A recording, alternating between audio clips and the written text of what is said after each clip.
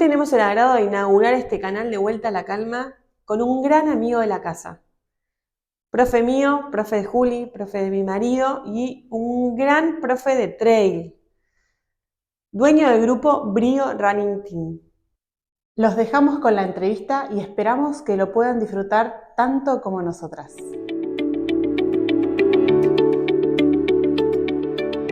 Trabajamos codo a codo con Rodri, gracias a Dios, la verdad que es un placer.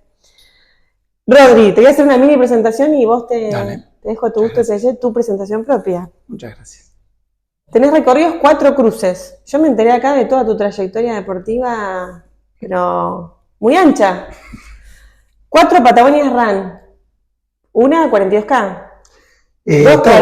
Todos 42K. Sí. 2 cruces Tandilia. ¿También participaste 4 veces del 4 refugio? Participaste del 4 refugio. Bueno.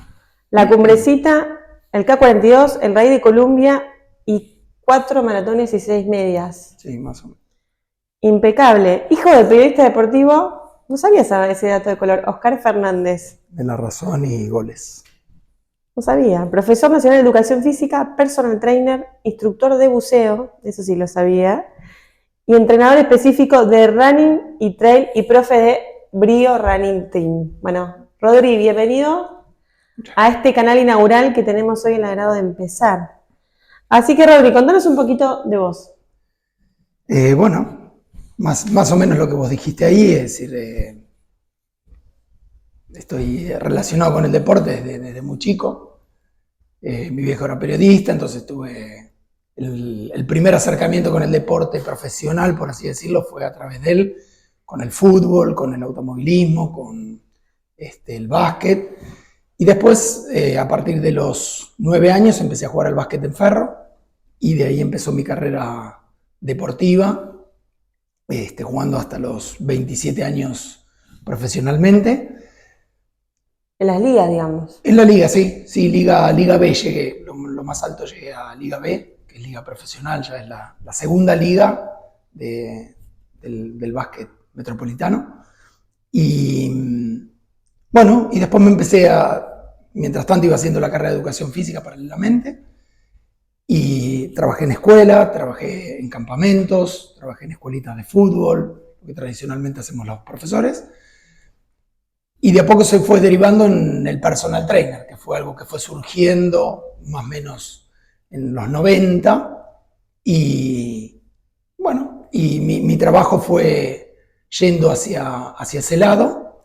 Y en el 2013 se crea Brío, que en realidad en ese momento fue una iniciativa de Swatch, de la marca Swatch, que ellos quieren armar un running team. Y nos llaman a Mariela Gallini y a mí para que lo conduzcamos.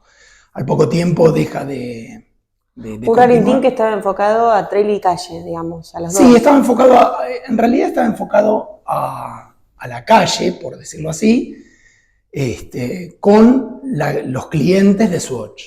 Estaba abocado a eso. O sea, empresarial al principio. Exactamente, al principio fue empresarial. Después, cuando ellos retiran la marca por temas propios, nosotros ahí continuamos y se inicia Brío Running Team, que al principio fue Brío Corre, después Brío Running Team, y desde ahí, desde el 2013 hasta hoy, continuamos con el grupo. ¿Y hoy estás solo? Y hoy estoy solo, digamos. Después de, es decir, el inicio de Swatch fue con Mariela Gallini y Oscar Coto Vázquez. Con Coto seguimos durante 8 años y hace poquitos él abrió su grupo con La Tribu en Parque Sarmiento y bueno, yo continué solo con Brío. Rodri, más enfocado hoy en el trail, ¿no? Hoy nos vamos a dedicar a hablar un poco de trail, de lo que es la preparación física en el trail, que es bueno, donde Brío también está cada vez más enfocado. En realidad sí, es lo que me gusta, es la disciplina que yo considero que la verdad me da muchas alegrías y trato de seguir por ahí. obviamente que tenemos muchos corredores de calle, muchos corredores que están haciendo maratón, media maratón. Bueno, muchos que de élite de maratón, que están haciendo muy buenos tiempos. Digo, porque tengo varios Están pacientes progresando. sí, que están progresando mucho. Hay muchos que están progresando y la verdad que es una alegría, un orgullo, sobre todo para mí que no vengo del atletismo, es decir, que vengo de otro deporte. Eso es lo más lindo que estoy recibiendo de parte de los chicos, ¿no? La confianza y la continuidad en el grupo, ¿sí? Así que eso es a mí lo que me gusta de Rodri es que Rodri tiene una forma de encarar el entrenamiento bastante distinta por ahí a lo que se escucha o lo que se ve, ¿no? Y a veces a mí confieso que me da hasta un poco de miedo el poco volumen que pone. Pero la realidad, bueno, me ha pasado con Nico en el cruce, yo tuve el agrado de compartir con mi marido el cruce de los Andes, bueno, enteros, impecables, ¿no? Para ese momento, Nico ya estaba también con vos, pero volaba, Nico. Algo que, obviamente, cuando yo empecé fui descubriendo muchas de las cosas que los atletas reciben desde los inicios. Yo lo tuve que ir aprendiendo a través de leer, de investigar. Entonces, basaba mucho mi entrenamiento más en mis conocimientos de educación física o de preparación física que propiamente del atletismo. Hoy ya escucho a muchos colegas hablar de la carga necesaria para obtener un objetivo, la mínima carga para obtener el objetivo. En su momento, cuando iniciamos, era obligatorio hacer los 30K antes de una maratón y hoy ya muchos colegas que vienen del atletismo están tratando de cuidarse con eso porque la verdad que para un atleta amateur hacer 30 kilómetros previo a una carrera muchas veces le trae más lesiones que alegrías. Entonces, la verdad que yo lo que trato es priorizar eso, que el alumno, que el atleta pueda tener continuidad en su entrenamiento y lograr el objetivo. Sí, sin sobrecargarlo, digamos. Exactamente, ¿no? Exactamente. Rodri, contanos un poco también el tema de la preparación física para lo que es la montaña, diferente a lo que es calle, ¿no? Hoy queremos enfocar este episodio más que nada en la montaña y ver un poquito la diferencia de lo que es la preparación netamente para algo más constante como es el entrenamiento de calle. Y lo difícil de entrenar también para una montaña en una ciudad, ¿no? En una ciudad llana. Claro. El gran desafío. Principalmente la gran diferencia que tiene la calle con la montaña está a la vista, que es que nosotros no podemos sacar la vista del piso, ¿sí? En la montaña permanentemente tenemos que estar viendo en qué lugar pisamos. Eso ya nos demanda un exceso de atención para poder desplazarnos en ese medio. En la calle nosotros colocamos la vista hacia adelante, podemos correr con una leve percepción, sabemos que no va a haber nada por delante que nos pueda interrumpir el paso. En cambio en la montaña es un poco más complejo. Entonces eso ya demanda otra energía para ir controlando y sabiendo dónde colocar los pasos. Entonces el ritmo ya no es constante. Entonces ya ahí tenemos la primera diferencia. El ritmo en una carrera de trail o en una carrera de calle ya no es lo mismo. Entonces, esa como primer medida. Segundo, que nosotros en las carreras de trail, la carrera de trail se caracteriza por el desnivel, ¿sí? Lo que llamamos el desnivel positivo, la cantidad de veces que nosotros subimos. O el desnivel total, que es la cantidad de veces que subimos y que bajamos. Entonces, para eso el atleta tiene que tener una preparación distinta que implica el trabajo de fuerza, el trabajo de la técnica para saber subir sin hacer un desgaste muy grande, la técnica para saber bajar, que es lo más difícil que nosotros tenemos, porque, como yo explico en los entrenamientos, nosotros por ahí para subir estamos más acostumbrados porque cualquier escalera más o menos es la misma técnica que utilizamos en la montaña. Ahora, cuando bajamos, nosotros por ninguna escalera nos vamos tirando, ¿sí? Saltando paso a paso. Entonces, y en la montaña sí lo hacemos, porque vamos corriendo, porque a veces hay que esquivar una piedra, porque a veces el mismo grupo en el que vamos nos implica un ritmo. Entonces, esa caída implica una fuerza excéntrica que llamamos, que es una fuerza de recepción del peso del cuerpo, que es la que no solemos entrenar en el gimnasio. Nosotros siempre entrenamos con la fuerza concéntrica, es decir, empujando la resistencia, venciendo la resistencia, lo que sería una sentadilla yendo hacia arriba, una subida al cajón yendo hacia arriba. En cambio, cuando estamos en la montaña y hacemos una bajada, esto cambia y el peso del cuerpo es el que nuestras piernas tienen que poder sostener para no caernos. Entonces, ese trabajo se convierte en específico para un corredor de montaña. Y ahí empieza a ser clave también el complementarlo con gimnasio, ¿no, Rodrigo? Fundamental. Tenemos muchos pacientes que, bueno, no es que nos preguntan porque nosotros nos asesoramos y siempre derivamos, ¿no? Pero siempre dicen, bueno, quiero hacer la maratón y después quiero enfocar en el cruce y qué tengo que mejorar o cómo me tengo que focalizar de cara al cruce, porque cambian de calle a montaña todo el tiempo, ¿no? No es que hay solo un corredor que hace calle todo el año, sino que va mechando. Y ahí, en ese caso, por ejemplo, ¿vos qué le recomendás? Empezar, bueno, siempre es importante el gimnasio, ¿no? Pero empezar un poco más focalizado la técnica, un poco más focalizado el gimnasio. Yo sigo a un profe español, Víctor Valdecabres, que siempre, él tiene una frase que es muy ejemplificadora. Nosotros para poder correr, ya sea en calle o sea en montaña, tenemos que armar la estructura, ¿sí? Es decir, ningún auto saldría sin el chasis, ¿sí? Nosotros para subirnos a un auto tiene que tener el chasis para protegernos de todo lo que vaya pasando alrededor. Y el tema de la fuerza, la función que cumple es esa, armar el chasis para que nosotros podamos correr la cantidad de carreras que querramos o que hayamos planificado o la diversidad de carreras que se nos van presentando en el calendario. Entonces... esto sería la pretemporada, digamos. Sí, a ver, ¿no? yo no me gusta mucho hablar de pretemporada porque a veces el atleta o el alumno hace una pretemporada muy buena porque por ahí le sobra el tiempo, porque por ahí está en vacaciones, porque por ahí puede destinar ese tiempo y después se olvida durante el año. Yo creo que la actividad de fuerza y de flexibilidad tiene que estar todo el año acompañando al atleta. Y de hecho, muchas veces cuando empezamos a armar la semana, ¿sí? Y yo armo con 3 días, martes, jueves y sábados, muchos hoteles me dicen, no, pero yo quiero agregar algo más. Bueno, agregalo, pero agrega fuerza y agrega elasticidad, ¿sí? O flexibilidad. Entonces, y vas a ver cómo la semana se empieza a llenar. No hace falta llenar 7 días de running, ¿sí? Entonces, si en la semana colocamos un día o 2 de trabajo de fuerza, 1 o 2 días de flexibilidad, vas a ver cómo estás trabajando casi los 7 días a la semana.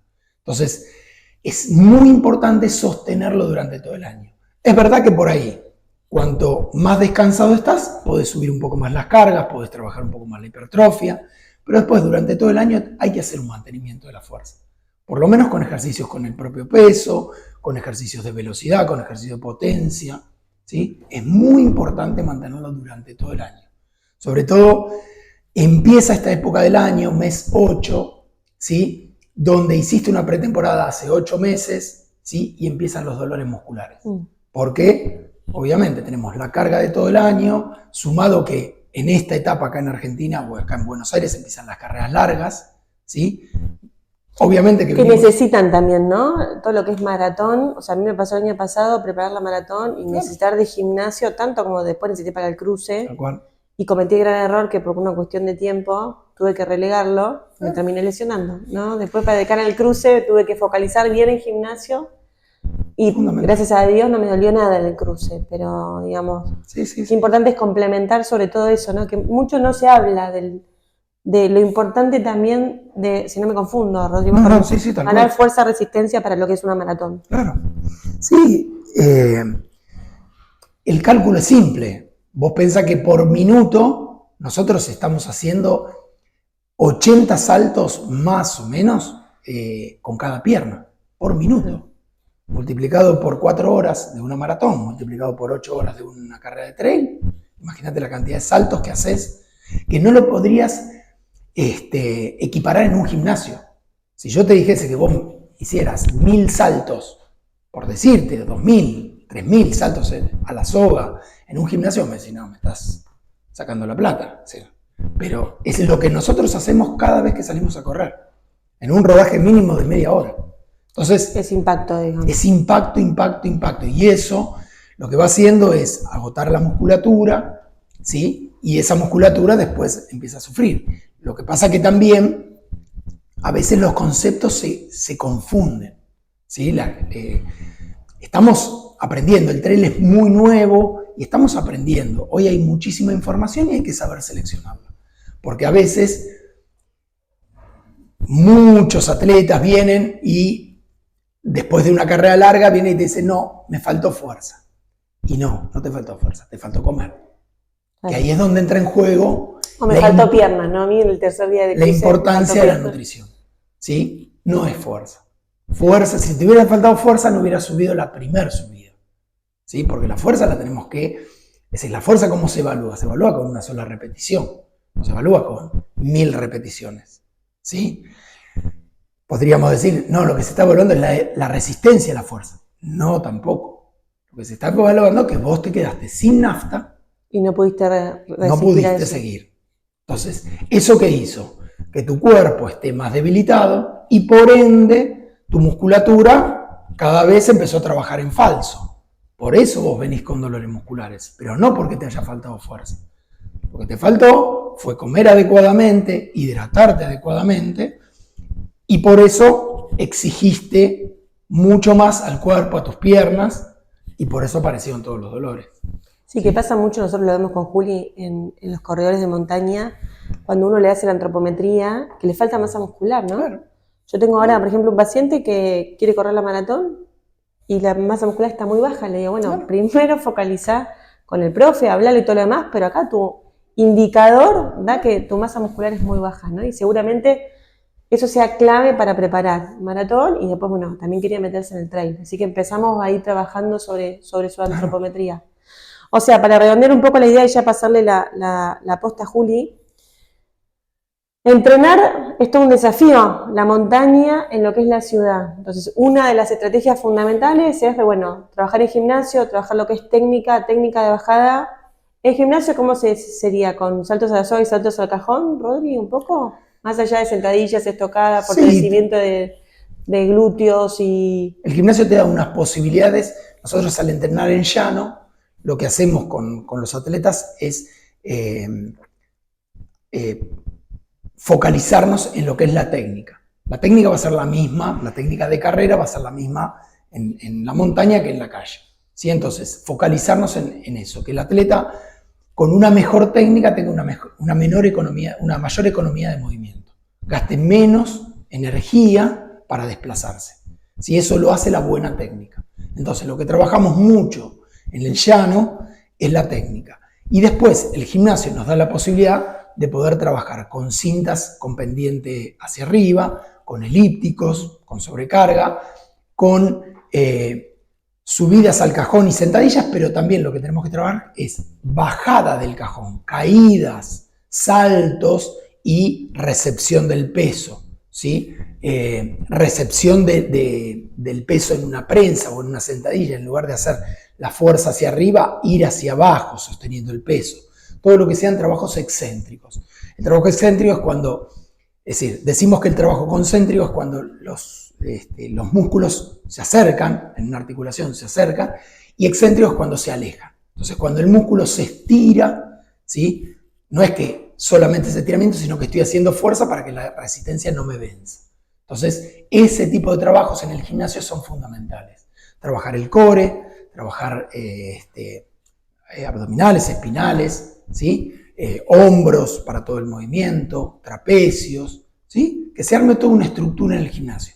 Y después en la calle trabajar las zonas de entrenamiento, trabajar en los umbrales, trabajar en la zona baja, ¿sí? Pues muchas veces queremos entrenar a altos ritmos y después en la montaña no lo permite. Entonces también hay que saber correr lento y a zonas bajas. Entonces, esa es la posibilidad que nos da el gimnasio, que a veces no nos da la calle, porque las cuestas que tenemos acá en Buenos Aires son muy bajitas comparadas a cuestas de 2 horas, 3 horas que podemos tener en la montaña. ¿Y qué tanto sirve el entrenamiento digamos, en calle? Que en Buenos Aires hay, ¿no? Nosotros estamos acá en Buenos Aires y está, bueno, las escaleras o el puente de Echeverría, bueno, está famoso Paraná y el Río, las escaleras de Martín y Omar, el ex autódromo. Yo iba ahí mucho para entrenar técnicas, raíces, el ex velódromo, digamos. Todo eso suma, ¿no? Aunque Todo no suma. sea la montaña de Córdoba y no seamos los cordobeses, suma a la hora de practicar técnica. Comúnmente la deficiencia que tenemos los corredores de Buenos Aires o del llano, ¿sí? Porque no vamos a generalizar, sino del llano, es que cuando vamos a las ciudades con montañas con un mayor desnivel, la deficiencia la tenemos en las subidas largas, ¿sí? Nosotros, la musculatura nuestra se fatiga tal vez antes que la de el atleta local, ¿sí? Pero la verdad que lo podemos compensar en los llanos, en las bajadas, ¿sí? Con una buena técnica o con una buena resistencia, lo terminamos compensando. Pero es cierto que la gran dificultad es cuando tenemos que subir esas montañas de 1 a 2 horas y sí se siente. Y ahí se nota, a mí en el cruce me pasaban los cordobeses como si fuera panamericana. Tal cual. Rodri, ¿cómo se elige una carrera de montaña? La carrera de montaña, a diferencia, muchas veces cuando estamos en la actividad o ingresamos en el trail, trasladamos los conocimientos que tenemos de calle al trail y vamos aumentando, vamos ascendiendo en el trail por distancia. Y eso es un error. ¿Por qué? Porque el trail, la diferencia que tiene es el desnivel positivo que tienen las carreras. Es decir, la cantidad de veces que nosotros, o la cantidad de metros que nosotros subimos por carrera. Entonces, ese dato es fundamental para poder elegir una carrera. Las carreras, según la organización ITRA, ITRA o las organizaciones internacionales, tienen diferentes clasificaciones o calificaciones de las carreras. Entonces, la más conocida empieza de XS, S, M, L, XL, ¿sí? Entonces, ¿y eso con qué tiene que ver? Con la relación que tiene la distancia con el desnivel positivo de la carrera. Eso te da un número o una variable y eso te ubica las diferentes distancias. Lo ideal para nosotros es siempre ir ascendiendo de a una categoría y no saltearnos. Y a veces lo que nos sucede es que nos anotamos en una carrera de 21 con 500 de positivo, como puede ser alguna de las carreras que tenemos acá en Buenos Aires, en Tandil o Balcarce. Y después saltamos, como ya corrimos 21, saltamos a 42. Pero saltamos a un Patagonia Run que tiene 42 con 2.600 de positivo. Es una locura. Entonces, ahí salteamos 2 categorías, ¿sí? Entonces, ¿qué implica saltar 2 categorías? Es que te falta experiencia para poder ir a correr un Patagonia Run con ese desnivel, ¿sí? Entonces, si nosotros vamos haciendo el cambio paulatino, lo que nos va a permitir es que cada carrera nos vaya enseñando, ¿sí? O nos vaya dando conocimientos de algo más para poder ir ascendiendo en estas categorías de trail. ¿Sí? Bueno, siempre ponemos el ejemplo con Juli en el curso de la 21K de Tandil, que suele tener 500, 750, claro. Y el 21K de Patagonia Run, que suele tener 1500. Claro, ¿no? el doble, o sea que, exacto. Y que uno busca, a veces, el deportista que recién arranca, busca mantener los tiempos, ¿no? Y en realidad tenemos un montón de altimetría más. Ese es el otro, no es un problema, pero es la gran realidad con la que nos encontramos después, que cuando no tenemos este conocimiento, hice una mala carrera. Y no, si duplicaste el desnivel, vos no vas a poder mantener el mismo ritmo en una carrera de 500 positivos a una carrera de 1500 positivos. Es algo ilógico. Entonces, y es ahí donde el atleta tiene que saber, bueno, si yo quiero comparar mi ritmo, comparar si fui progresando en el deporte, volver a repetir las carreras. Porque a veles no hay nos cuesta, somos ambiciosos. No hay 2 carreras iguales en el trail, porque ni los propios organizadores pueden mantener un mismo recorrido, porque a veces los recorridos pasan por campos privados o dificultades de la naturaleza, hay nieve, hay que cambiar el recorrido. Entonces, a ellos también se les presenta la dificultad de poder sostener un recorrido. Si encima nosotros cambiamos de carrera, es mucho más difícil comparar nuestro rendimiento con dos carreras totalmente distintas. Sí, que nos pasó con Juli, la 21K de Patagonia el año pasado fue con, bueno, clima otoñal y este año con nieve, ¿no? Y claro, no se hizo cumbre porque se tuvo que tal recortar cual, el recorrido. Tal cual. ¿Cuánto influye también el terreno a la hora de no solo hablar de altimetría, sino también hablar de barro, hablar de piedra, ¿no? Es tan diferente también en hacer una carrera en Córdoba, donde hay tanta técnica y tanta piedra y tanta roca, que en el sur, ¿no? Eso también hay que tenerlo en cuenta a la hora de elegir una carrera de montaña. A ver, el trail es muy nuevo acá en Argentina. Tendrá más o menos 15 años y esta última parte empieza a ser mucho más conocido por los atletas. Entonces empiezan a animar a participar de las carreras. Pero la recomendación sería esa, estudiar la carrera, saber a dónde están yendo, ¿sí? No es lo mismo una carrera que por ejemplo, en Bachicha, ¿sí? Ahí en Balcarce, que es una carrera súper técnica, que por ahí no tiene mucha altimetría, no tiene mucho altimetría, es desnivel positivo, pero es una carrera que te implica que vos todo el tiempo estés atento a dónde estás pisando, que estés subiendo, el ritmo baja porque hay dificultades, hay rocas que tenés que sortear a un ritmo bajo por el cuidado que tenés que tener, con una carrera que tal vez puede ser de la misma distancia, pero en el sur, donde por ahí los recorridos son más llanos o más bondadosos, por así decir, sin tanta técnica, sin tanta piedra, y donde vos podés desarrollar un poquito más de velocidad. Entonces es importante, cuando uno va a elegir la carrera, mirar el perfil, mirar el desnivel, averiguar cómo se corrió el año pasado, a qué hora se sale, cuál es el clima, ¿sí? Porque esas son cosas importantes. Hay carreras que arrancan a la madrugada, hay carreras que arrancan de noche, ¿sí? No es lo mismo pasar en una carrera, correr toda la carrera de día que pasar la noche, ¿sí? Y a veces también cuando elegimos, sobre todo para los que ya corren ultradistancia, cuando van a elegir una carrera más larga, saber cuánto tiempo van a estar en carrera. Porque a veces por la ambición de querer subir la distancia, no calculamos cuánto tiempo vamos a estar en carrera.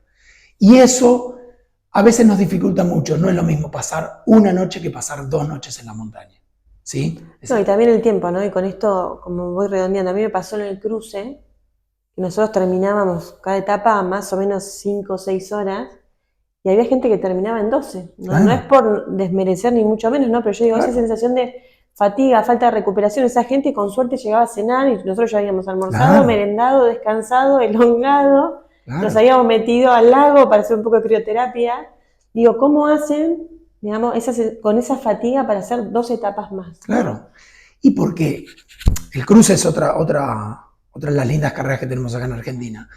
Y una de las características del cruce es que la vivencia en los campamentos, en los 2 campamentos que tiene el cruce, es hermosísima. Y no solo eso, sino que la alimentación que uno tiene que hacer en ese momento de campamento es muy importante. Entonces no es lo mismo que a vos te queden 16 horas hasta volver a arrancar al otro día, que te queden 8, 9, donde tenés que hacer todo rápido y donde no da lo mismo. Es decir, no vas a poder alimentarte de la misma manera que el que llegó 4 o 5 horas antes. Entonces no llegás a recuperar para volver a salir al otro día, ¿sí? Entonces es muy importante que elijamos y sepamos dónde estamos parados para enfrentarnos a una carrera de esas distancias o de esos tiempos. Gracias, Rodri. Ahora le hacemos seguir a Juli.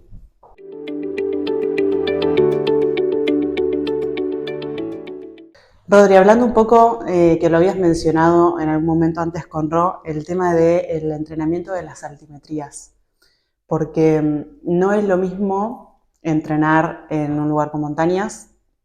De hecho, es lo que me pasó a mí cuando me fui a Comodoro. Me busqué una entrenadora allá porque iba a conocer el terreno, porque si me decía que tenía que hacer 1100 de altimetría, lo iba a poder conseguir porque conocía todo. Y cuando me vine a la ciudad, me dediqué a calle porque dije, va a ser difícil la montaña propiamente dicho acá. ¿Cómo entrenás la altimetría en la ciudad? Bueno, a ver, es un poco lo que veníamos diciendo, es decir, es irreemplazable la altimetría, decididamente, porque las sensaciones que uno va teniendo a medida que va subiendo, después de 1, 2 horas, son irreemplazables acá. Las alturas que nosotros podemos lograr acá en Buenos Aires son bajas. Entonces, o lo hacemos adentro del gimnasio, utilizando la cinta, con las diferencias que eso implica, o directamente trabajamos en las pequeñas cuestas que tenemos acá, trabajamos un poco de técnica, ¿sí? Y dejamos ese área para, bueno, trabajarla en salida. Nosotros comúnmente lo que hacemos es armar 2, 3 salidas, armar campamentos es decir, talleres en Balcarce o en Tandil, o buscar por ahí carreras más chicas que nos sirvan como entrenamiento para después ir a una carrera como el Cruce o como Patagonia Run, ¿sí? Que son carreras donde sí tiene un desnivel importante y acá en la ciudad de Buenos Aires no lo lograríamos. Entonces, hacemos el entrenamiento de aeróbico y técnico acá en el llano, y después hacemos estas salidas donde sí trabajamos específicamente o ponemos en práctica lo que hemos trabajado acá en el llano. Claro, ¿sí? yo pensaba los 70, los 110, las millas de Patagonia Run sobre todo, Claro. Y pensar en la altimetría que tienen. Hoy en día yo es algo que no voy a correr, pero me daba pánico, digo, en la ciudad cómo trabajarlo. Pero que está bueno esto que hacen las salidas a campo. Sí, a ver, como hablábamos con Rosario, como yo vengo de otro palo, tiene sus ventajas y sus desventajas y sus ventajas. Las desventajas, obviamente, que fui conociendo un deporte nuevo. Y las ventajas es que no vengo con los mitos que por ahí tiene el deporte, como en cualquier deporte. Claro. Entonces, yo cuando se presentó esta dificultad de cómo entrenar a un atleta que iba a participar de una carrera con 2.500 de desnivel positivo, ¿sí? Y yo tenía solamente 16 metros que me puede dar el puente de Dorrego y Alcorta, o que me puede dar lo que llamamos las cuestas del Cíbore, la de Echeverría, era un desafío. Entonces, yo sé que hay muchos atletas que reemplazan eso haciendo subidas y bajadas, ¿sí? Una cantidad impresionante de subidas y bajadas. Pero eso es lo mismo que nos pasaba en pandemia cuando corríamos alrededor de la mesa, ¿sí? Vos terminás, es decir, cuando uno sube, utiliza una mecánica y una cantidad de músculos que cuando baja no. Y ese cambio, acá en las cuestas cortas o bajas, es muy rápido. Entonces vos subís 16 metros y ya estás cambiando la musculatura. La diferencia con una subida muy larga es que vos no cambiás la musculatura durante 1 o 2 horas, excepto que te detengas. O excepto que te des vuelta y camines para atrás. Claro. ¿Sí? Que parece gracioso, parece ridículo, pero se puede hacer. Porque forma parte de poder continuar la marcha sin seguir agotando la musculatura frontal. Claro. ¿Sí? Entonces, como se nos presentaba esa dificultad, yo directamente opté por no pelear contra la realidad que nos toca y entrenar las capacidades físicas. Nosotros sabemos que el organismo, el corazón, no sabe si yo estoy nadando, si estoy corriendo, si estoy subiendo una montaña o si estoy corriendo en el llano. ¿Sí? Y no le importa. Lo que le importa es el esfuerzo que yo estoy haciendo. Entonces, al trabajar sobre esas capacidades físicas, da lo mismo si lo estoy haciendo para arriba o lo estoy haciendo para abajo. Entonces, fortalezco en los atletas o trato de centrarme en sus capacidades físicas. Y eso lo podemos lograr trabajando en el llano. Entonces, ¿qué quiero decir con esto? Una bajada, ¿sí? A 160 de pulsaciones, o a 170, o a 140, que sería lo ideal, yo la puedo representar en pasadas o trotes, o un trote sostenido, o un fartlek, ¿sí? Un cambio de ritmo en el llano. sin ningún tipo de problema. Entonces el atleta, la sensación que va a tener cuando vaya a la montaña va a ser respiratoria y de su frecuencia cardíaca similar a la que estuvo entrenando, por más que el terreno sea distinto. Bien, hablando ahora que estás hablando de las zonas de entrenamiento, frecuencia cardíaca, ¿a qué le tenemos que dar importancia? ¿Qué es mejor? ¿Entrenar en zonas bajas? ¿Entrenar en zonas altas? ¿Entrenar siempre en el umbral? Particularmente, nosotros, primero para aquellos que por ahí todavía no están entrenando en zonas o por ahí no lo desconocen, fácilmente podemos dividir a la capacidad aeróbica en 3 zonas, ¿sí? Zona 1, zona 2 o zona 3. Hay algunos, en algunos programas se divide en 5 zonas, a veces en 6. El Garmin lo divide en 5 zonas, las famosas liñitas rojas, verde y celeste, que son las zonas de frecuencia cardíaca, pero también de ritmo. ¿Sí? Eso nosotros lo obtenemos a través de test, ¿sí? Hacemos 2 test con los atletas y obtenemos sus zonas personalizadas. Entonces, desde su máxima frecuencia cardíaca y desde su ritmo aeróbico máximo podemos establecer, yo trabajo con 5 zonas, pero podemos establecer estas 3 zonas. Estas 3 zonas serían una zona aeróbica, ¿sí? Si lo dividimos en 3, una zona aeróbica, una zona que sería la zona 1, una zona 3, que sería la zona anaeróbica o de volumen máximo de oxígeno, y una zona media, que sería lo que llamamos zona 2 o R2, que sería una zona donde se desarrolla la mayor cantidad de las carreras, que es la zona que puede ir desde el umbral aeróbico hasta el piso aeróbico, ¿sí? o el techo aeróbico de la zona 1. ¿Sí? Es la que te permite, digamos, apretar un poquito más. Te permite apretar un poquito más y más que nada lo que te permite es durar, ¿sí? Sostenerlo durante mucho tiempo. Ahí va. La zona 3 vos no la vas a poder sostener mucho más allá de 2 minutos. ¿Sí? ¿Por qué? Porque el organismo en la alta intensidad, para proteger tu musculatura, lo que hace es generar el famoso ácido láctico. Ese ácido láctico, que no es ningún veneno, sino que es un gran aliado del deportista, lo que hace es cuidar que la musculatura no genere un fallo. ¿Sí? Entonces, lo que va haciendo es, vos vas sintiendo como que la musculatura cada vez se va poniendo más tensa o aparece alguna sensación de molestia. ¿Sí? El atleta que entrena en la zona de umbral, lo que logra es que ese ácido láctico, cuando empieza a aparecer, se vaya reciclando y lo pueda seguir utilizando como método de energía. Entonces, puedo seguir estirando ese ritmo alto durante 30 minutos, 1 hora sostenido. Entonces, un atleta entrenado lo puede sostener durante mucho más tiempo, y nosotros el amateur media hora o en lapsos cortos, ¿sí? No es tan fácil detectarlo, pero bueno, es esa zona 2 alta, por decirlo así, que nos favorece para una carrera de 10K, ¿sí? Para un cierre de una carrera de 21, para una carrera de 5K, ¿sí? Siempre hablando del atleta amateur. Y en el trail ya no nos fijamos tanto en el ritmo, porque el ritmo va a ser muy diferente, pero sí nos fijamos en la zona de frecuencia cardíaca, que va a ser similar. Entonces, también intentamos trabajar en zonas bajas, ¿sí? ¿Para qué? Para que nos pueda durar mucho más el combustible, ¿sí? Lo que a veces el atleta le cuesta entender cuando va a la montaña, engancha una bajada, engancha un llano y empieza a meterle, ¿sí? Como si no hubiese pasado nada. Como si no hubiera otra vida, claro. Entonces, la frecuencia cardíaca se dispara, ¿sí? ¿Y qué conlleva eso? Que comienzo, bueno, ustedes lo saben más, es decir, empiezo a consumir mucha más glucosa. Claro. Entonces, en lugar de una mochila, tengo que llevar una heladerita atrás.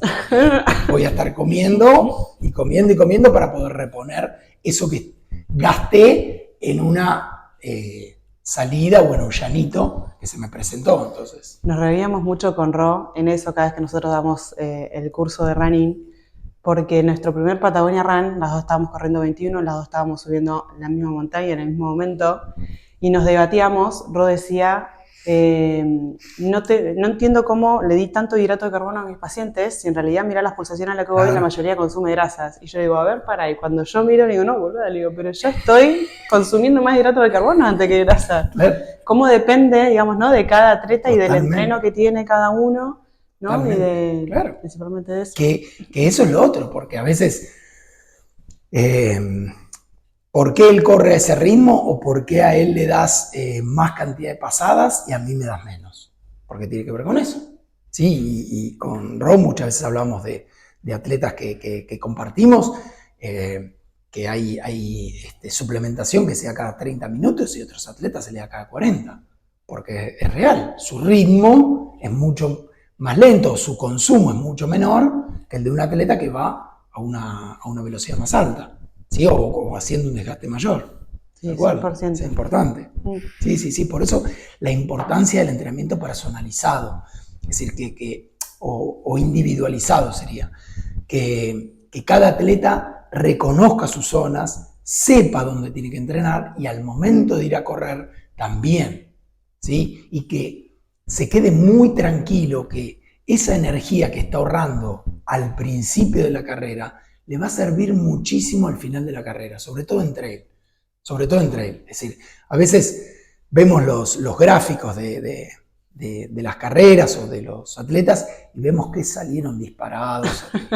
Es decir, soy una de esas. Y después el rendimiento empieza a caer y no saben qué pasó. Y bueno. En cambio, el atleta que por ahí salió un poquito más lento, que fue cuidando, que se fue controlando, al final puede hacer un pico y levantar su ritmo tranquilamente. Esto se relaciona también, Rodri, con el tema de los kilometrajes semanales de entrenamiento. No es lo mismo para todos, obviamente, depende del entreno que vengan, de la distancia que vayan a correr, o no sé. Claro, porque por suerte, una de las cosas que va trayendo la tecnología o las redes, porque es que empezamos a ver mayor cantidad de entrenamientos y podemos empezar a comparar, ¿sí? Antiguamente lo que veíamos era el final de la carrera de un atleta y de ahí sacábamos algunos datos. Hoy podemos, ya muchos atletas lo publican, muchos atletas utilizan aplicaciones abiertas, entonces podemos verlo. Los mismos deportistas pueden ver, últimamente Kilian Horn, que para nosotros es el Messi del trail, junto con Pau Capel, son los Messi del trail, ya vuelcan, posterior a la carrera, vuelcan su carrera y nosotros podemos ver el desarrollo de la carrera. Entonces, de ahí sabemos en qué zona ellos estuvieron corriendo y cómo transcurrió esa carrera, el desgaste que hicieron. Ahí nos damos cuenta que ellos son ahorrativos 100%. Entonces, a veces sucede eso también, es decir, cuando nosotros planteamos la semana de entrenamiento o el mes de entrenamiento o el macro, la cantidad de entrenamiento es para que vos puedas llegar el día de la carrera bien, ¿sí? No es sumar, matarte a último momento. Digamos. Claro, no es sumar kilómetros y kilómetros y kilómetros y después el día de la carrera llegaste con un desgaste o llegaste agotado. La idea es que vos eso te sirva para que te vayas adaptando y, como decíamos antes, logres la economía de movimiento, para que vos el día de la carrera puedas desarrollarlo sin un consumo muy alto. Entonces, no es lo mismo un atleta que corre, que es la comparación a la que yo quería llegar. Si salimos a correr, Kilian y yo, o Kipchoge, que es el Messi de la maratón o del running de calle, salimos a correr los dos, ¿sí?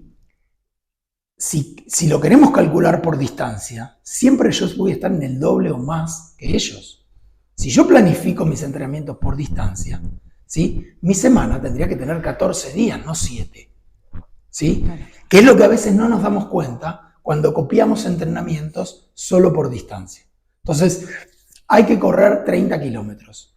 ¿Sí? Ahora, la pregunta es, Kipchoge corre 30 kilómetros, pero Kipchoge corre 1 hora y media. ¿Sí? Los 30 kilómetros. Kipchoge no corre 3 horas previa a una carrera. Porque primero que no, la carrera no la hace en 3 horas. Segundo, que no necesita hacer un entrenamiento de 3 horas para correr una maratón.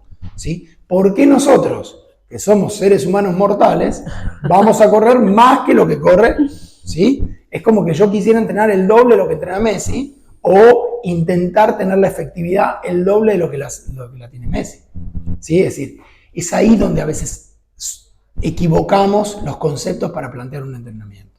Entonces, si ellos corren 1 hora y media, nosotros podemos correr 1 hora y media. Y no va a haber ningún problema y vamos a tener, es decir, desarrollar las mismas capacidades, podemos buscar el mismo ritmo, eso es lo otro. A veces vemos correrlos y ellos salen a hacer un rodaje a 4:15. Claro, pero son atletas que corren a 3. Ese 4:15 es como para mí, que corro a 5, que esté haciendo un rodaje a 6:30. Claro. ¿Sí? Entonces, esa es la comparativa que tenemos que hacer por tiempos y equiparando, es decir, las capacidades o las zonas en las que está entrenando el atleta elite, si es que yo quiero copiarlo. Bien. Rodri, hablando de entrenamientos, y me quiero focalizar un poco más a lo que es el entrenamiento a distancia. Vos hacés entrenamientos a distancia. Sí. Yo me pregunto, ¿por qué no te llamé cuando me fui a Comodoro para que me entrenes? Pero no, mi duda acá puntualmente es la persona que vive en otro lugar. ¿Cómo podés planificarle vos, no sé, hablando propiamente dicho del trail, digamos, ¿no? Si no conoces el terreno, ¿cómo te adentrás para que ese deportista pueda entrenar en ese terreno que él tiene, que es distinto al de acá? La pandemia, entre las varias cosas que podemos quejarnos, a mí me dio la posibilidad de volver a estudiar, volver a agarrar libros, poder distribuir mi tiempo y poder volver a sentarme a estudiar, que era algo que yo había dejado. En ese volver a estudiar tuve la posibilidad de escuchar a muchos entrenadores españoles y argentinos que ya estaban manejando otro tipo de formatos para entrenar a los atletas, que no era solo el presencial, como estábamos acostumbrados hasta ese momento. Entonces, dentro de esa posibilidad yo conocí plataformas como Training Peaks, donde uno puede descargar los datos del atleta y hacer un seguimiento de los entrenamientos del atleta a través de alguna aplicación o algún reloj, ¿sí? O de la aplicación del reloj. Entonces, el atleta, no importa en el lugar que esté, baja sus datos a la aplicación y yo los recibo desde acá, desde mi casa. Esa es una forma que a mí me permite estar cerca y visualizar todo el tiempo el entrenamiento del atleta, ¿sí? Yo entreno en el Rosedal y lo que muchas veces nos pasa a los profes que estamos ahí en el Rosedal es que al atleta lo vemos 200 metros. Después cuando se fue a pegar la vuelta ya no lo vemos y nada, toda la vida fue así y tal vez no nos dábamos cuenta. Con este tipo de aplicaciones yo tengo un seguimiento total del atleta y sé si esa pasada que hizo por delante mío la pudo continuar en el resto de los metros, de los kilómetros, o no, o fue decayendo o fue subiendo. Entonces, esa es una gran ayuda que nos da la tecnología para poder armar los entrenamientos a distancia. Es cierto que la visualización del atleta o el contacto con el atleta diario es una dificultad que se presenta. Yo trato de apoyarme en imágenes, es decir, ya sean videos del atleta para poder ver su técnica en atletas que no conozco o poder visualizar el lugar en donde entrenan. Entonces, a través de plataformas o de programas, ver en qué lugar está entrenando, ver la altimetría que tiene, ver los desniveles, ver las plazas que tiene cerca, ver si tiene la posibilidad de acceder a una subida, a una montaña, o tiene una montaña cerca de la ciudad donde reside, y tratar de armar el entrenamiento en base a eso.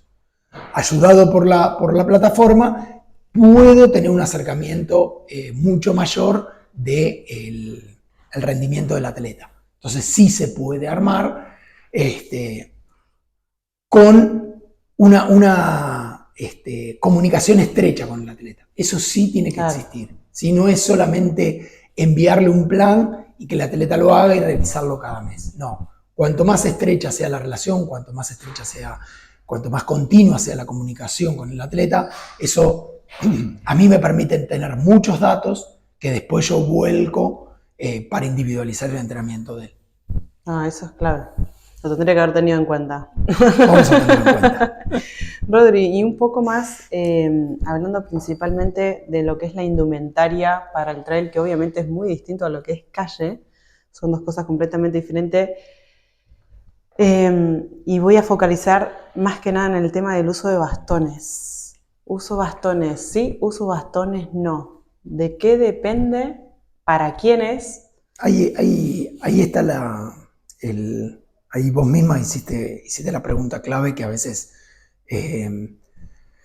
ni el atleta se la hace y muchos entrenadores no lo planteamos de esa manera. ¿Para quiénes? ¿Sí? El uso de bastones es un elemento más que yo le estoy agregando a la coordinación de carrera. ¿Sí? Entonces, acá no es. Yo cuando empecé con el trail dentro del grupo, muchos de mis alumnos me han sufrido porque yo me oponía a que usen los bastones. Y en realidad era porque por no poderles explicar el por qué. ¿Sí? Yo lo veía, lo entendía, pero a veces costaba transmitírselo a los alumnos el por qué esperar para el uso de bastones. Un alumno que no tiene una buena coordinación de carrera, ¿sí? O no tiene una buena coordinación de su cuerpo para sortear la cantidad de obstáculos que presenta una carrera de trail, como son ramas, como son troncos, piedras, el cruce a veces de arroyos con piedras. Si no tiene todavía esa coordinación para poder sortear eso, sumarle dos elementos más, ¿sí? Lo que estamos haciendo es complicárselo. ¿Sí? Entonces, el bastón obviamente que es una ayuda, sobre todo para carreras de larga duración, sobre todo para cuando el cuerpo ya se siente cansado. Lo que estoy haciendo es cambiar la musculatura y pasar a darle una ayuda con otros grupos musculares que son los del tren superior. Pero si no tiene una buena coordinación, lo que voy a hacer es que ese alumno o ese atleta cuando termina de correr esté contracturado del cuello, esté contracturado de los hombros, de la espalda, ¿sí? Entonces, en lugar de ayudarlo, ¿sí? Le compliqué la carrera, ¿sí? Y lo mismo, lo que se ve muchísimas veces en las carreras de trail, es que, claro, pocos atletas, acá en el llano sobre todo, les gusta caminar, ¿sí? O les gusta caminar con bastones. Y es algo que en la montaña desde el minuto cero lo hacemos. Entonces, no tienen esa práctica en el uso de los bastones y al momento de tener que abrir el bastón no recuerdan cómo se abría, no recuerdan cómo se cerraba, no saben cuál es la medida que tiene que tener el bastón. Muchos lo llevan con el taponcito de plástico que no se clava en la tierra, sino que es para el cemento, para el llano, y le dejan el tapón de plástico. Entonces, son diferentes cosas que no las aprendió antes de la carrera y el bastón va a terminar siendo un elemento de dificultad. Lo mismo que el guardado y el sacado del bastón, ¿sí? A veces, hoy ya tenemos bolsitas, mochilitas, cinturones donde van los bastones, pero si eso no lo practicamos, termina siendo una dificultad. Entonces, el uso de bastones, sí, si tenemos la práctica adecuada y si tenemos la coordinación adecuada para usarlos. Si no, el uso de las manos, el uso de las piernas y del cuerpo en general. Las manos en rodillas, que es algo que se usa Sí, mucho. las manos en rodillas o las manos en el tronco para poder sortear el tronco. Entonces, una mano en el tronco, paso una pierna, me agarro del otro lado. ¿Sí? Muchas veces, yo por ejemplo tengo atletas en el grupo que corren ultradistancia y suben y bajan con los bastones de una manera impresionante. Y otros que por ahí no tienen tanta práctica, cuando les toca subir a un tronco o sortear un obstáculo, lo hacen con la mano, claro, pero la mano está agarrando un bastón. Entonces, esa mano ya está anulada, ¿sí? No es la mano. O lo mismo en una caída, ¿sí? El bastón, al igual que una raqueta de tenis, si yo caigo agarrándolo, me rompo la mano, o me rompo la mano, me rompo los dientes. Entonces, es decir, yo tengo que tener la práctica de saber soltarlo y poder utilizar mis manos para detenerme, para frenar la caída. Entonces, todo eso se tiene que practicar, ¿sí? Y exige una coordinación del atleta y del deportista. Entonces, son todos elementos que a veces consumen tiempo, ¿sí? Porque no es solo correr, sino es practicar todas estas cosas también para que al momento de la carrera nos sirva. Es recomendable entonces, con todo tipo de indumentaria que nosotros llevemos a la montaña, salir a practicar en calle antes. Totalmente. 100%. Totalmente. Sí. La indumentaria, hoy tenemos indumentaria de primerísimo nivel, marcas como Waze, acá en Argentina, que están a nivel internacional y tienen es decir, mucha investigación en sus elementos, pero si nosotros no lo utilizamos y no lo practicamos, lo que nos va a pasar es que salgamos a la montaña o a la carrera con un elemento desconocido. Entonces, la recomendación siempre es, bueno, ponete la mochila, sabé dónde tenés las cosas, ¿sí? Porque otra de las cosas es, nos compramos hermosas mochilas con miles de bolsillos y al momento de estar en la carrera no sabemos dónde guardamos el gel, dónde guardamos la barrita, entonces saber dónde se guarda cada cosa, dónde se guarda, es decir, ¿Dónde es más práctico, no? Dónde es más práctico agarrarlo, las cosas que menos utilizo tienen que ir atrás, las que más utilizo tienen que ir adelante. En ultras no solamente es las comidas, no es solamente la bebida isotónica que tenemos que llevar, sino también va desde la bolsa de hidratación, aquel suéter Claro. el polar que me piden, Claro. o el pantalón extra que me piden, el botiquín. Que a veces esa es la gran diferencia. El atleta de ultra trail, es decir, primero para diferenciar, para aquellos que se están iniciando en esto, las carreras las que no tienen desnivel serían carreras de ecotrail o lo que antiguamente se llamaban de aventura, así que son las que recorren senderos o arroyos. Las de trail son aquellas que ya tienen un desnivel, que van por senderos angostos o senderos anchos, pero que tienen un desnivel, ¿sí? Que hay que subir y bajar. Y las de ultra trail son aquellas carreras que van más allá de los 42K, ¿sí? 42, 50 para hacerlo redondo, de ahí hacia arriba son las carreras de ultra trail. Esas carreras no demandan una mayor capacidad física, sino demandan una mayor organización. Más ¿sí? estratégico. Un error en 2 horas, 3 horas, uno lo puede subsanar. Un error en 12 horas, 30 horas, puede ser hacerte perder la carrera. Claro, bien. Bueno, Rodri, muchísimas gracias por tu tiempo. No, gracias a por ustedes. realmente Gracias a ustedes, por haber por venido, favor. por ser el valiente del primer programa. Ser valiente del primer programa y no, me sentí comodísimo. Bueno, Así que muchísimas gracias. a ustedes. Esto fue Vuelta a la Calma. Esperamos que lo hayan disfrutado y nos vemos en el próximo episodio.